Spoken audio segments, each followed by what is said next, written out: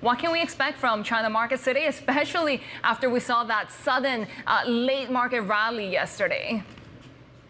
Yeah, yesterday the sudden rally in the afternoon was very baffling for a lot of traders. People we spoke to were scratching their heads on why was there such a sudden surge. So there was some speculation on maybe some state-backed funds were entering because we see all the benchmarks jumping at the same time, but that's just speculations. Again, like all the benchmarks have been very oversold, so technically a rebound could be possible.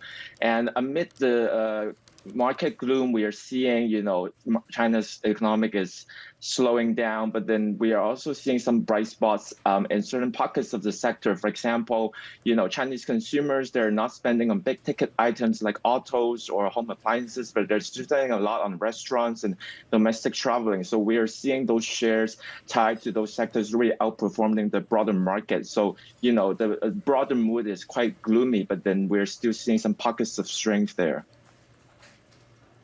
Major China banks are going to be reporting earnings in the coming week. What can we expect from those earnings, given recent concerns that we're seeing on margins and property risks as well?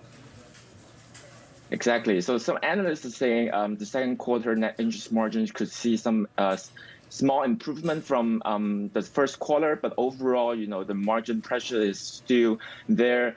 The smaller than expected cut to the LPR rate earlier this week is just another evidence that, the margin pressure is still very persistent in China banks. And then people are also worried about, if the property crisis continues to spiral, then China banks are bound to take a hit because they have so much exposure to the property sector.